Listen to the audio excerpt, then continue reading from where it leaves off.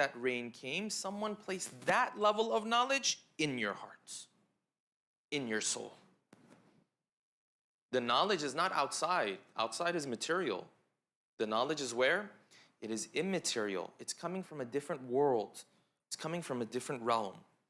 And hence you find this beautiful narration. You know, when you go through house of studies, the scholars, the teachers will always bring back this narration that's narrated in a multitude of different wordings, in which the Imam said, لَيْسَ الْعِلْمُ بِكَثْرَةِ التَّعْلِيمِ. Knowledge is not learnt by a lot of reading and a lot of research and a lot of, this and that. These are introductory steps. You're supposed to do them, but that's not the essence of knowledge. So what is the essence of knowledge? The Imam said, بَلْ هُوَ نُورٌ. It's a light. يَغْفِفُهُ اللَّهُ فِي قَلْبِ مَنْ يَشَاءُ. Allah subhanahu wa ta'ala places that light in the heart of whoever He wants. You can take the introductory steps, and here's how you know that those introductory steps are not knowledge themselves. Here's the clear sign. Because a lot of times you take those introductory steps, but do you gain the knowledge necessarily? No, you don't necessarily gain that knowledge. You could read a book sometimes, yes, and not understand what's being said. You can hear a lecture and not understand what this person is talking about. You can go outside and observe many things and never reach a particular conclusion, yes? How many people before this scientist saw the apple falling from the tree? A lot of people saw the apple falling from the tree, yes? They might have even asked that question. But at one point, that question was asked. At one point, Allah subhanahu wa ta'ala blessed a person with this knowledge. So these introductory steps are not knowledge themselves. Because sometimes you take those introductory steps and knowledge does not follow. Yes? Those are preparatory steps. They are introductory steps for your soul to then be blessed by Allah subhanahu wa ta'ala. And hence knowledge, and this is where it's going to relate to the topic that we're discussing. Hence knowledge, the way we talk about it in society, they talk about it as a matter of the mind and the intellect. Yes? If you want to point to someone who's smart, you say, he's very smart. You never point to someone's heart and say he's a very smart person. You never do that. Because knowledge, ilm, is a matter of what in society? Intellect and the mind. Islam says no. Knowledge is a matter of what? Is a matter of the heart. So the narration said Allah subhanahu wa ta'ala places that knowledge in the mind of the person or in the heart of the person. He says we place it in the heart of that person. This is deeper than the basic knowledge that we have. This is that knowledge that's seeping into the heart of this individual. So all of this philosophical take, and this is a long discussion, but we're simplifying. All of this take to say what? This is the akhlaqi takeaway that we want to take away from this, brothers and sisters. If I understand that knowledge is coming from a divine source, that means if I really want to be a smart person, intellectual person, well-read person, knowledgeable person, that means I have to get closer to that divine source. In other words, if I want divine knowledge, I have to purify what's here. This heart that's impure, it can read a lot, but it won't gain that knowledge that Allah subhanahu wa ta'ala is speaking of. Knowledge comes from a divine source. You have to become divine.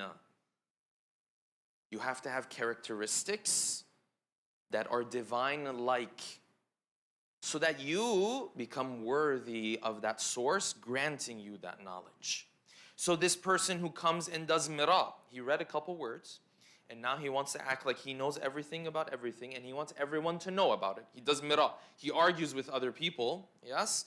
This person who's doing mira, he assumes he knows a lot. But because that knowledge didn't seep into his heart, in reality, he doesn't know anything.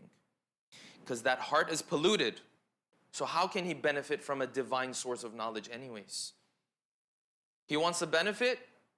Instead of doing mira, he has to do what? He has to eradicate this behavior from his soul. His soul becomes purified. When his soul becomes purified, then that divine source will grant him knowledge. So you say, okay, what is this thing he knows? He talks about, he lectures, he does this, he does that. It seems like he knows a lot. No, you know what they call that in Islamic sciences? They call that al-jahl al-murakkab. They call that the type of ignorance where you think you know, but you don't know.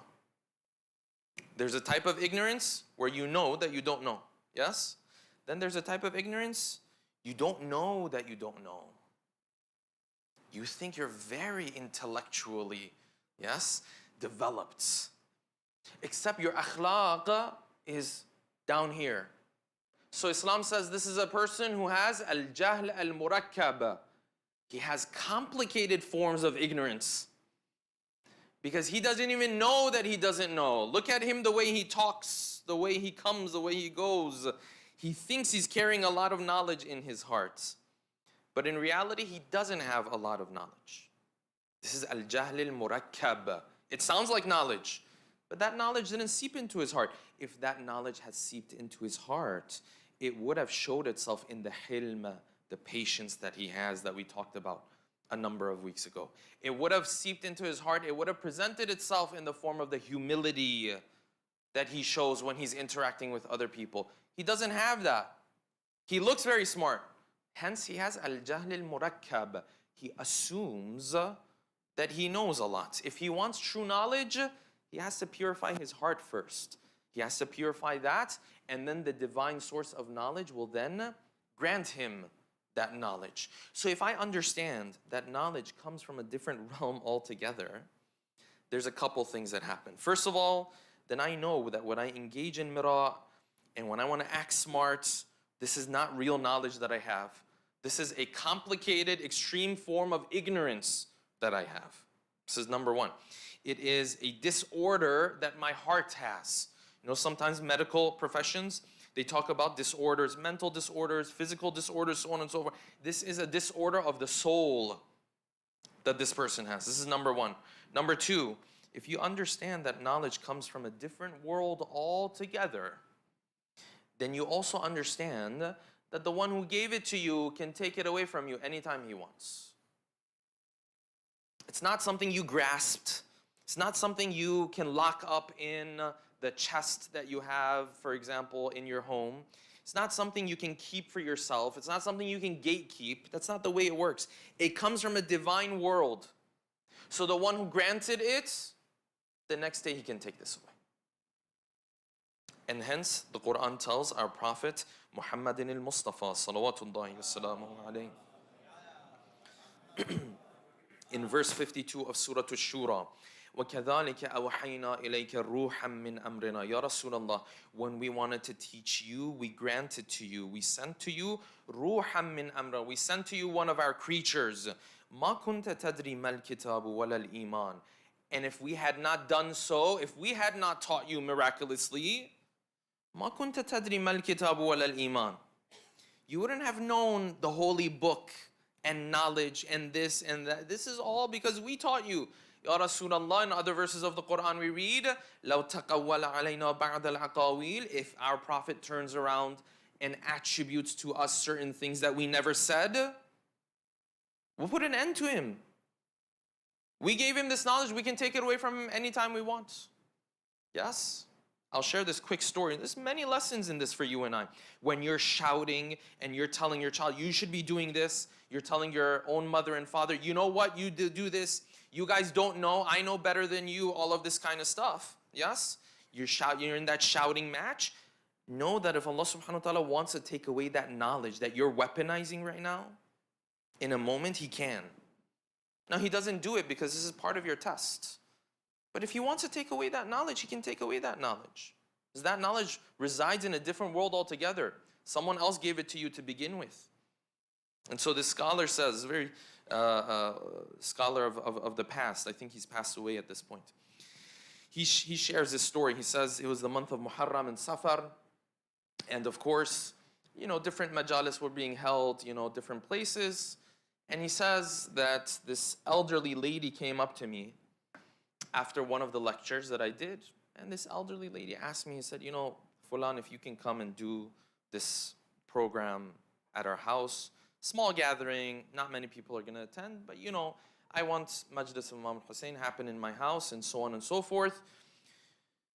And the scholar, he says, I normally had so many people attending my lectures and this and that. And I turned around to her and I said no to her, not because my schedule doesn't allow, not because there was some other valid reason. No, I said,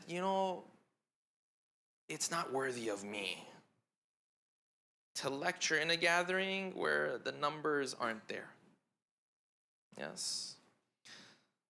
It's not worthy of me to be speaking in a place like it came from a place of arrogance that someone as knowledgeable as me, I shouldn't be going there. Not because of some valid reason, well, if I go somewhere else, I can impact more people. No, it wasn't for these reasons. Yes? It was for what? That arrogance got to me. So he says, I told her, I said, no, I can't come and recite. Not for any valid reason, for other reasons. She said, okay, if you can't, that's fine. He said, I went up on the minbar to one of the next majalis that I wanted to recite, yes?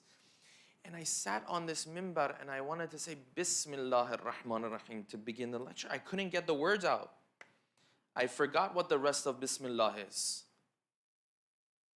So I sat there and people are staring at me like, why doesn't he start the lecture? It's time for the lecture to start. He says, I said, Bism, and I can't get the words out. As hard as I'm thinking, what's the rest of Bismillah?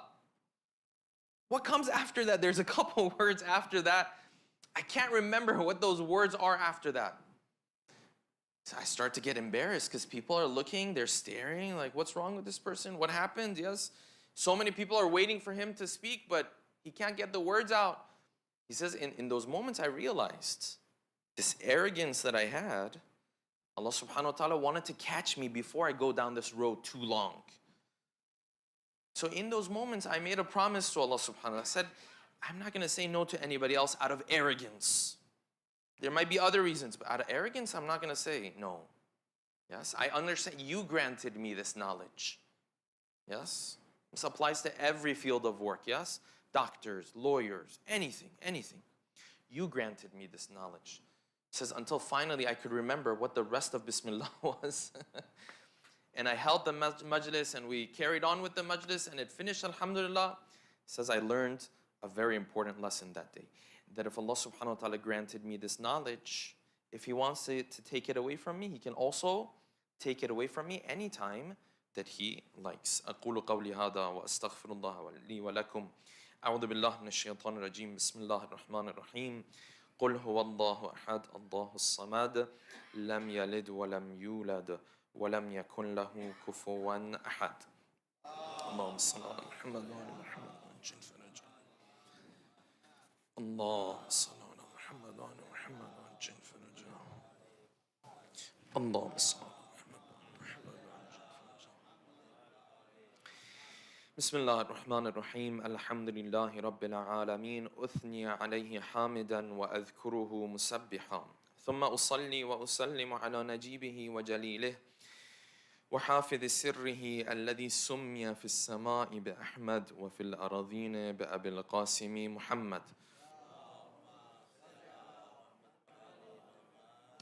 اللهم صل وسلم على علي أمير المؤمنين وفاطمة الزهراء سيدة نساء العالمين وعلى صبطي نبي الرحمة وإمامي الهدى الحسن والحسين سيدي شباب أهل الجنة وعلى علي بن الحسين ومحمد بن علي وجعفر بن محمد وموسى بن جعفر وعلي بن موسى ومحمد بن علي وعلي بن محمد والحسن بن علي والخلف الهادي المهدي حججك على عبادك وأمنائك في أرضك صلوات.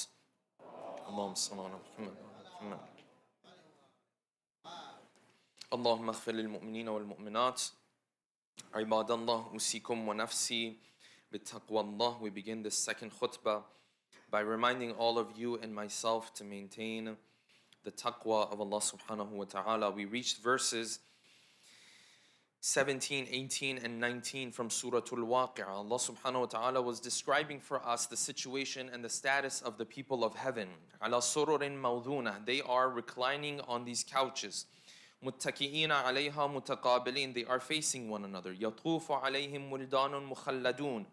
Immortal youths are serving them. بِأَكْوَابٍ وَأَبَارِيقَ وَكَأْسٍ مِّن مَّعِينٍ. They have, different cups of wine. لَا يُصَدَّعُونَ عَنْهَا وَلَا يُنزِفُونَ. This heavenly form of wine, it does not bring about sudar. It doesn't bring about the headaches that the wine in this world brings about. وَلَا يُنزِفُونَ. And they are not intoxicated such that they say nonsense after they drink from this wine. And we said that the Quran paints a picture of heaven for us in which many of the pleasures that we speak about in this world are present in that next world, except they have one fundamental difference. And that fundamental difference is that they don't come with the many headaches, the many problems, the many negative consequences that those pleasures bring with them in this world. We said the fundamental difference between what Islam is preaching and what society at large preaches is that society will speak about these pleasures, but will never speak about the negative consequences of them. They will speak about these pleasures and they will market them to you, but they won't speak about the problems that they create. It's not what they're worried about. They're worried about you spending your money. That's the only thing they're worried about. But Islam will say, listen, this pleasure, there can be benefits in it, but because it comes with negative consequences later down the road, I am going to consider this to be haram. I'm going to ban this particular act. And hence you find in the narrations of the first Imam, Ali ibn Abi Talib, salawatullahi wa salamuhu alayhi, that narration, that conversation that he had with Jabir ibn Abdullah al-Ansari about the pleasures of this world and how each one of them come with their own headaches and come with their own problems. If the human being looks at this world from this angle, his relationship with the dunya, his relationship with the pleasures of this world on one hand, and his relationship also with the difficulties and the trials and tribulations of this world on the other hand, becomes a very simple relationship. This relationship is not one where he defines himself based on the size of the house that he has, based on the type of car that he has, based on what other people say about him, based on the recognition that other people give to him. It's not that these things don't affect him at all, but he's able to carry on with life. It doesn't cut so deep anymore. Yes, it doesn't become this matter of identity for him, that if someone doesn't show him appreciation or recognition, then all of a sudden he feels like it's the end of the world. If someone comes and has some passive-aggressive comment against him, makes an accusation against him, even backbites about him, doesn't feel like it's the end. He understands these are part of life. These are the trials and tribulations of life. Yes, he understands this. So you find this beautiful narration from our Prophet Muhammadin al-Mustafa salawatullahi wa salamuhu alayhi, in which the sixth Imam narrates from our Prophet. He says, قال Rasulullah. This is in Al-Kafi. He says, Mali walid dunya. This is that ideal relationship, yes, that the human being is to have with this world. Not easy. This is the Prophet who's speaking, yes? So you and I probably will never achieve this. But the whole idea is to move in that direction. He says, Mali walid dunya. What do I have to do with the dunya anyways? Why do I care about the dunya anyways? You know, these are lines that are so powerful. They shape our lives when they were said 1,400 years ago. Think about this. 1,400 years ago, a man in the middle of the desert said these words. Up to today and counting, it shapes your life if you embrace it. It's amazing. He said, Mali walid dunya. The Prophet said, why do I have to care about the dunya that much anyways? I'm going to try hard. I'm going to plan. I'm going to strategize all this. But the results, they're not in my hands at the end. Mali walid dunya. And then he says, you know what my relationship is with the dunya? Innama mathali wa mathaluha. The relationship I have with the dunya is like this. كَمَثَلِ الرَّاكِبِ رُفِعَتْ لَهُ شَجَرَةٌ فِي يَوْمٍ صَائِفٍ قَالَ تَحْتَهَا ثُمَّ رَاحَ. You know what my relationship is with the dunya? I'm like that traveler who's on this journey. He's journeying, he's traveling through the desert. Yes? In the middle of this journey, somewhere along the way, he sees a little tree, he sees a little bush. This little bush is going to provide him with a little bit of shade. So this person who's journeying, For half an hour, he comes and he rests under this bush. Yes? And then what happens? The sun moves. So the shade is gone in half a minute, half an hour. Then what happens? Tarakaha. This person who's journeying understands this was just one stop in the journey. He gets up and he walks away. He takes his benefit from this dunya, a little bit. And then he's like, like that shade that disappears quickly. The same way that guy gets up in the middle of the desert, he's like, the shade disappeared, I have to move on. He says, that's the way I look at the dunya. This is the Prophet, yes? It's on a different level.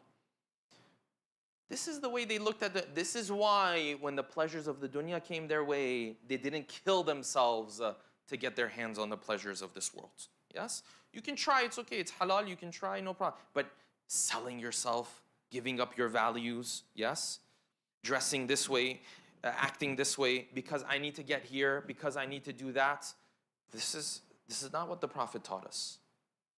When it came to the pleasures of this world, they didn't kill themselves to get their hands on it, yes?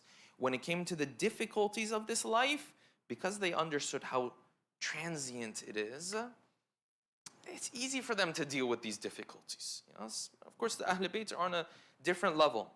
So this is the relationship that Allah subhanahu wa ta'ala wants us to have with pleasures of this world in this world. Why? Because these pleasures have negative consequences in this world. They're not pure in being a pleasure. They come with a million headaches. Or pure, there's no headaches.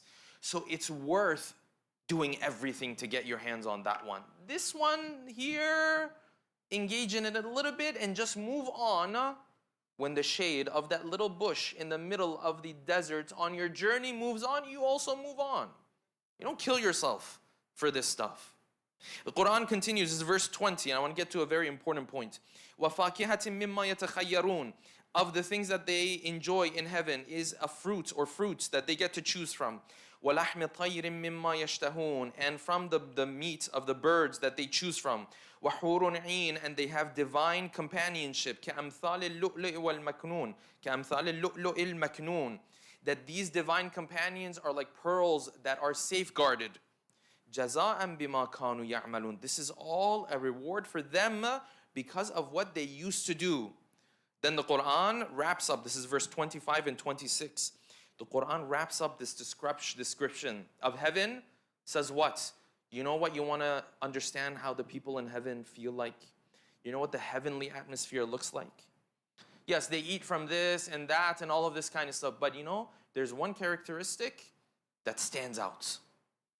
لا يسمعون فيها لغوا ولا تأثيما. The people of heaven, when they're there, there's no useless speech that they hear.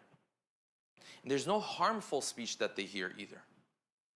The atmosphere of heaven is an atmosphere in which everything that is said is pleasurable. There's no useless speech. There's also no harmful speech either. So what are they hearing in heaven? إِلَّا قِيلًا سَلَامًا سَلَامًا. They're just enjoying each other's presence. This is in heaven. Imagine if a family, if you and I, brought this into our houses. Then you would have a glimpse of heaven in this house. Yes?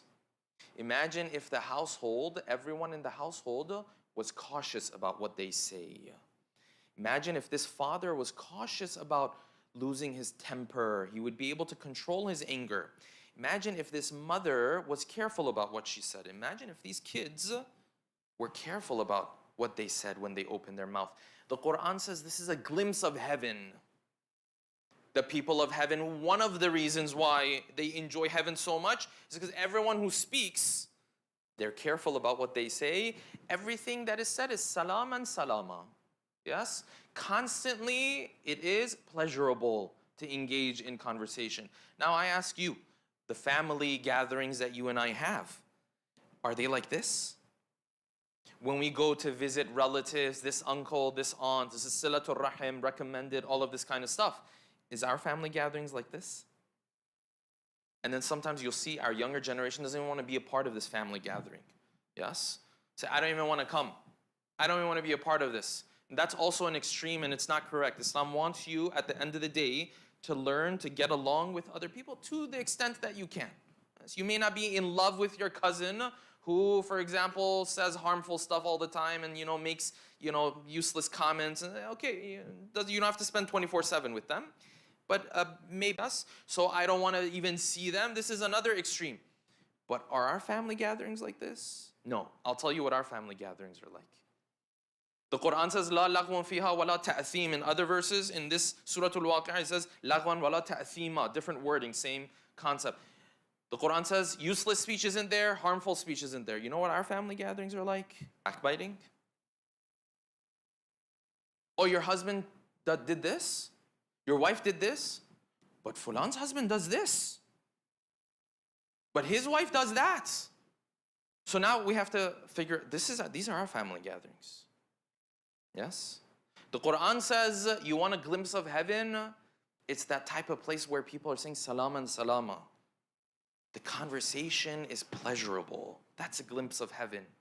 Yes, this world is always a place of trial and tribulation. You can never get to that point where it's all salam and salama. Of course, that's heaven. That's why it's heaven, yes? But the Quran is saying if you want your family gatherings to be heavenly, yes, something like heaven, this is the, direction you have to move in. Our gatherings, no. It's full of ridiculing. Sometimes it's full of negativity, yes? Oh, yes, the old days were good. Now the world, society is corrupt. This is that, Even if you know this person 5 years into the marriage, I don't know if you've ever talked to anyone who's sometimes a very negative approach on marriage, yes? So this young boy or girl, they're excited, they're happy. Yes, alhamdulillah, we're getting married. And then you have that one person who turns around. Yeah, but you never know who you're marrying until 20 years from now. And then it's like, oh my God, now. Maybe you could have just told them, do more research, do more due diligence. These are all valid points, of course. And the reality is you never know someone until you live with them. That's also true. But you just took away all the hope that this person had to live their life now. Our gatherings, compare these to the gatherings in heaven. The gatherings in heaven, Allah subhanahu wa ta'ala says, وَنَزَعْنَا مَا فِي صُدُورِهِم مِّن غِلٍّ. We remove grudges from their heart. This is what makes a gathering heavenly. إِلَّا قِيلًا سَلَامًا سَلَامًا. Now imagine a gathering like that. Imagine how much more a child will look at this gathering of practicing individuals and say, I want this in my life. This is what I want. I want a gathering where people get together, they're kind to each other. They might even have difficult conversations with each other at times, yes? But respectful, with kindness, with compassion. This is the greatest sign that our gatherings are becoming more heavenly. I apologize, I know I went a little over time today, inshallah. The rest of these verses we will leave for the following week. أقول قولي هذا وأستغفر الله لي ولكم. أعوذ بالله من الشيطان الرجيم. بسم الله الرحمن الرحيم. والعصر إن الإنسان لفي خسر إلا الذين آمنوا وعملوا الصالحات وتواصوا بالحق وتواصوا بالصبر. اللهم صل على محمد وعلى محمد. اللهم صل على محمد وعلى محمد. اللهم صل على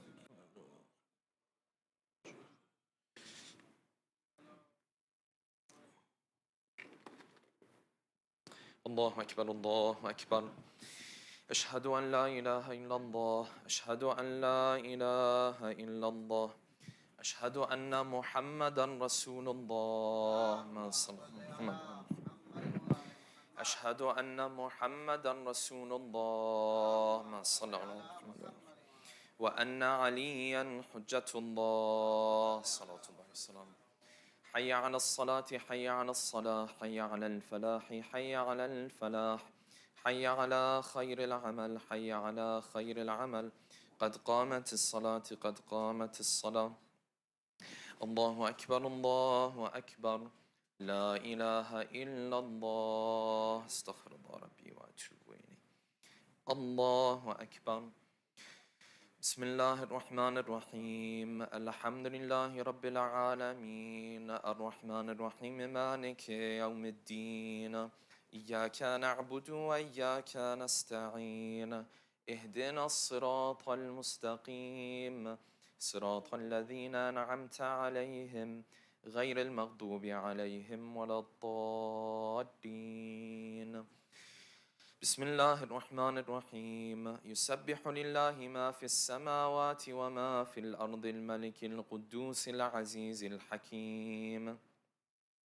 هو الذي بعث في الأميين رسولا منهم يتلو عليهم آياته ويزكيهم ويعلمهم الكتاب والحكمة وإن كانوا من قبل لفي ضلال مبين وآخرين منهم لما يلحقوا بهم وهو العزيز الحكيم.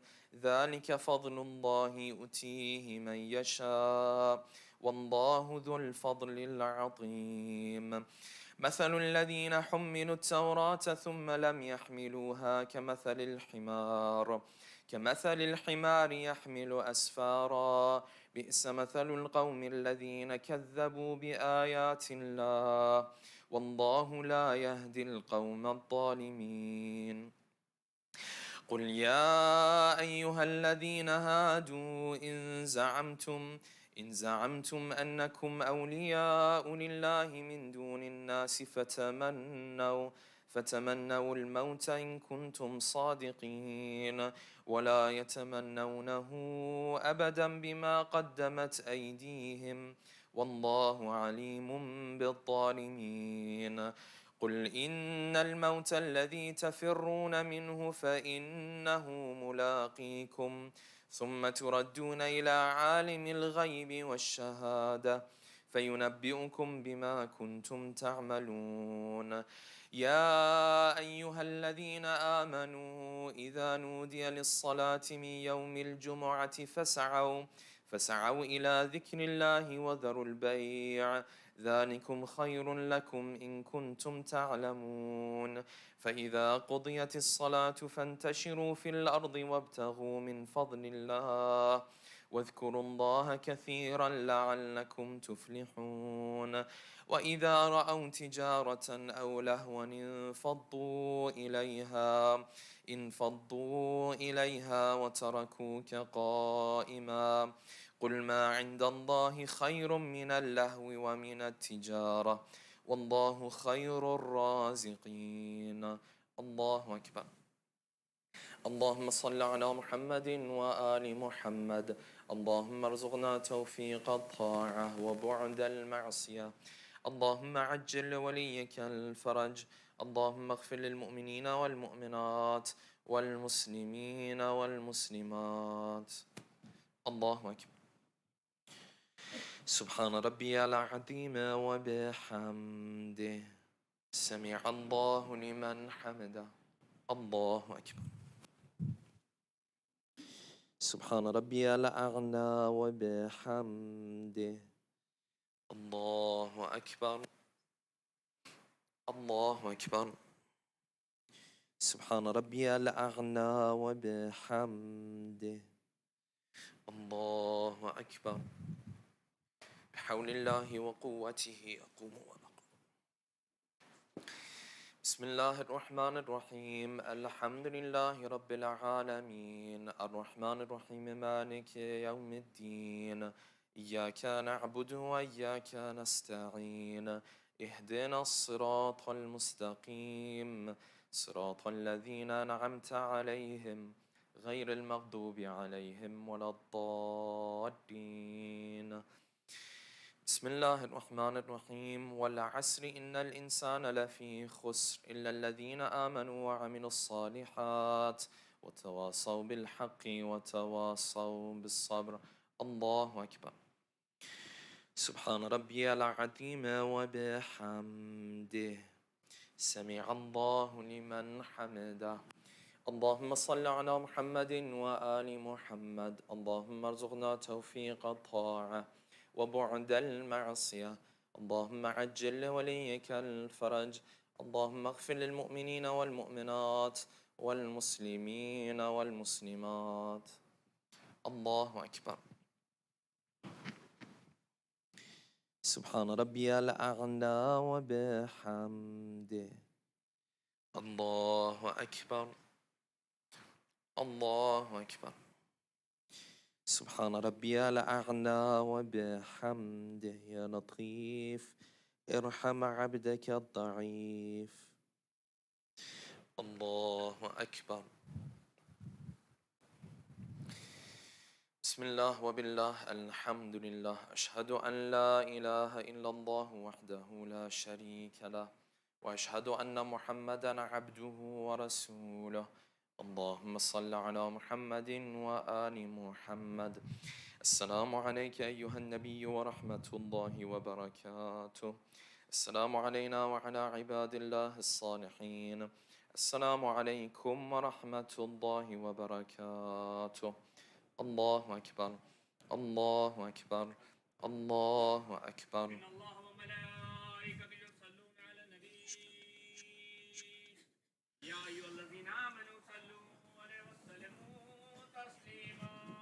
اللهم صل على محمد وآل محمد. الله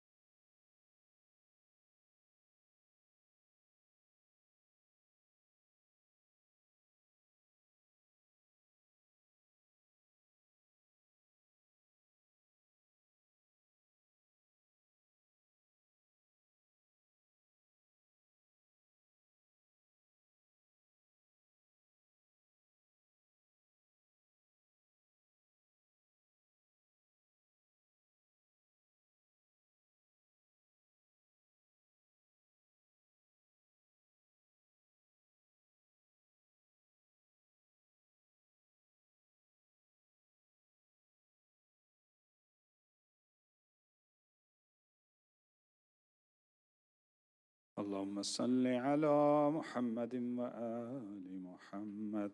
بسم الله الرحمن الرحيم.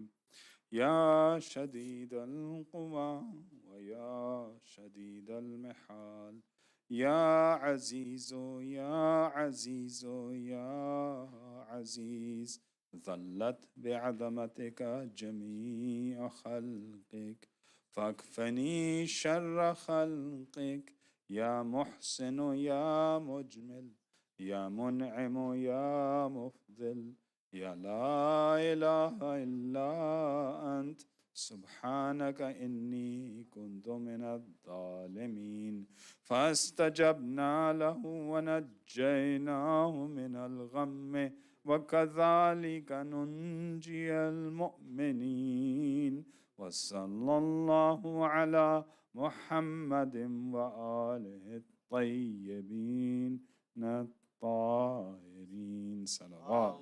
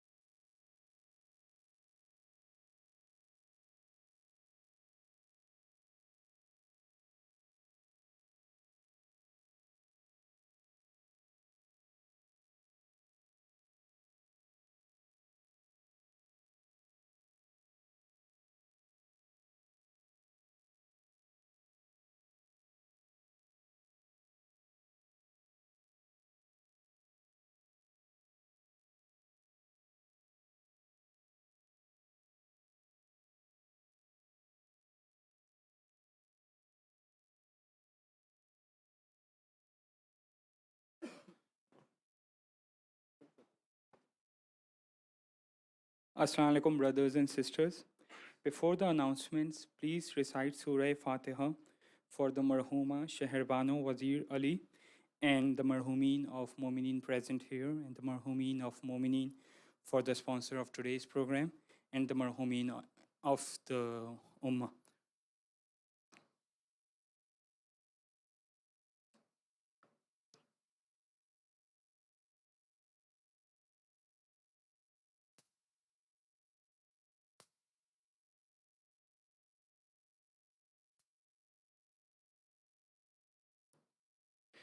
All right, starting with the first announcement, we're going to have our weekly programs for Saturday, August 19th and Sunday, August 20th. We would going to have a guest speaker, Sheikh Mahdi Shahkulai. The program's going to start with the recitation of Quran at 6:45 p.m., followed by salam and poetry. The speech begins at 7:15 p.m., inshallah, and end with Matamdari and Salaat al-Maghrib. Tugo Niyaz will be distributed after Salat. Please register if you plan to attend the program and help us with ordering tabarruk and minimize wastage. There's a second announcement that we are forming a support network for middle and high school students within the DFW community. This community-wide program allows Muslim students and parents to participate and help newcomers to adjust to school life and create familiar faces in schools and improve parents' understanding of school culture. DFW centers will also provide specific programs for children in these age groups. Interested students and parents should be rest assured that all the data will be kept confidential and shared only with consenting parents from the same school. If you're interested, sign up your middle and high schoolers through the link present in our WhatsApp and email announcements or contact Mr. Mustafa Fazil. Salawat.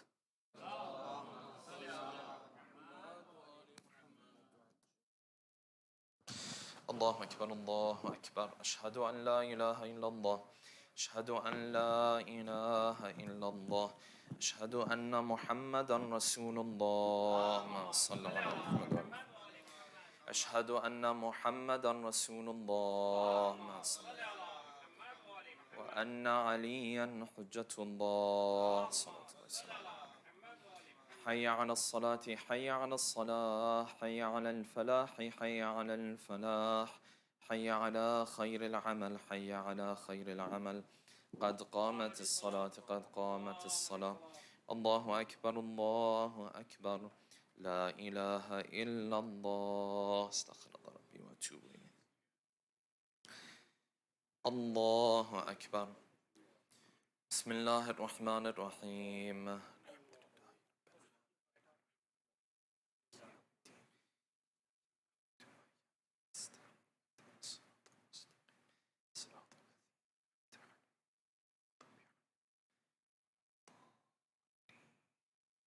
بسم الله الرحمن الرحيم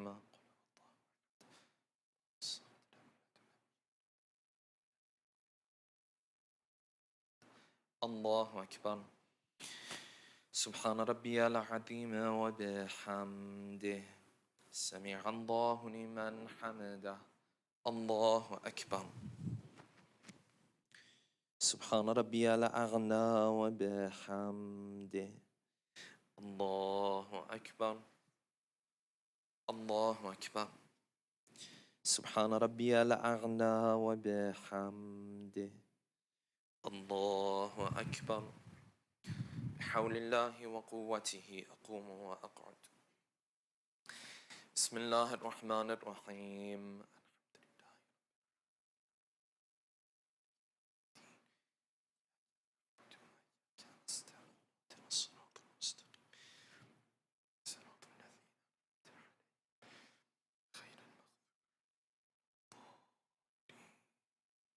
بسم الله الرحمن الرحيم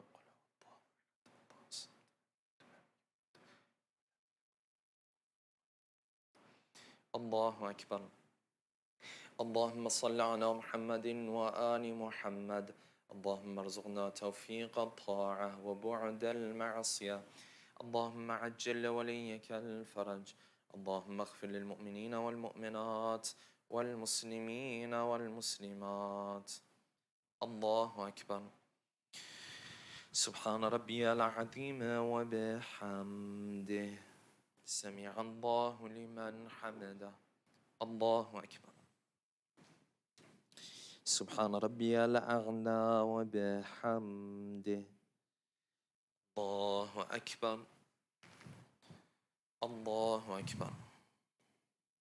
سبحان ربي الأعلى وبحمده الله أكبر.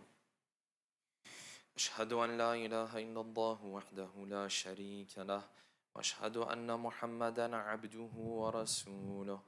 اللهم صل على محمد وآل محمد وتقبل شفاعته وارفع درجته. بحول الله وقوته أقوم وأقعد. سبحان الله والحمد لله لا إله إلا الله الله أكبر. سبحان الله والحمد لله لا إله إلا الله الله أكبر. سبحان ربي العظيم وبحمده سمع الله لمن حمده الله أكبر. سبحان ربي الأعلى وبحمده الله أكبر الله أكبر. سبحان ربي الأعلى وبحمده الله أكبر. بحول الله وقوته أقوم وأقعد. سبحان الله والحمد لله لا إله إلا الله الله أكبر. الله أكبر. سبحان ربي العظيم وبحمده سمع الله لمن حمده الله أكبر.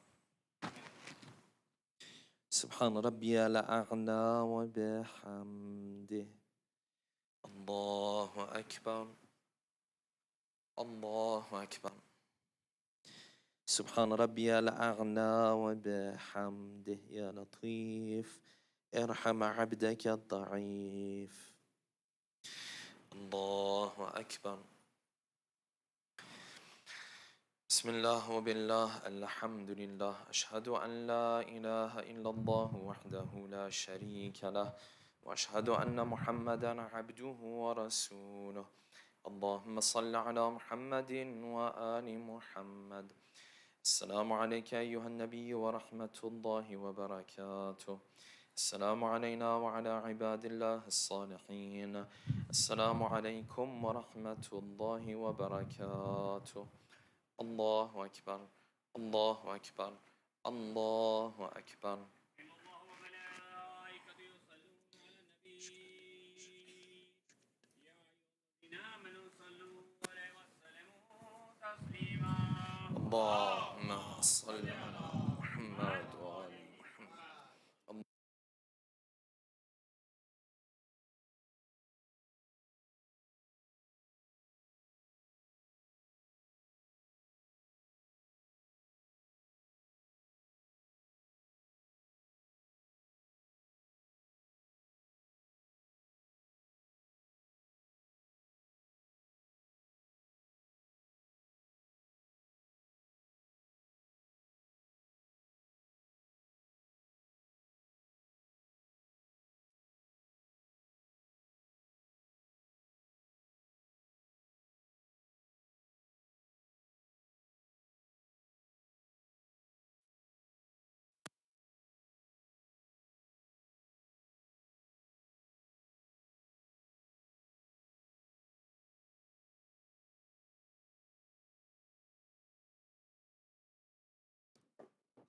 اللهم صل على محمد وآل محمد.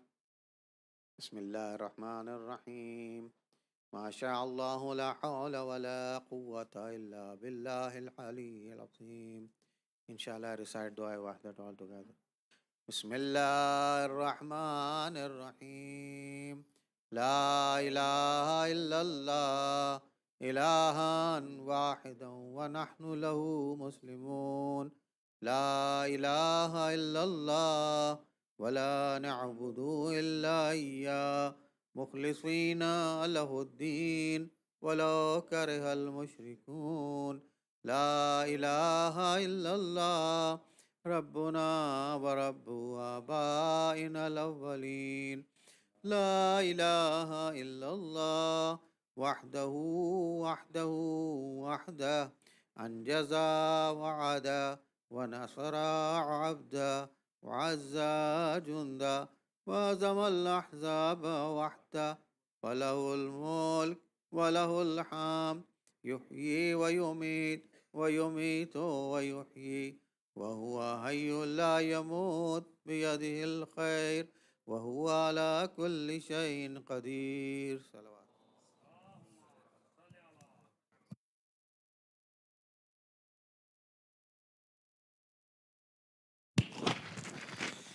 اللهم صل على محمد وآل محمد. السلام عليك يا رسول الله، السلام عليك يا حبيب الله، السلام عليك يا أمير المؤمنين علي بن أبي طالب، السلام عليك يا فاطمة الزهراء سيدة نساء العالمين، السلام عليك يا حسن المجتبى، السلام عليك يا أبا عبد الله الحسين، السلام على 9 المعصومين من ذرية الحسين، السلام عليك يا صاحب العصر والزمان، السلام عليك يا خليفة الرحمن، السلام عليك يا إمام الإنس والجان ورحمة الله وبركاته.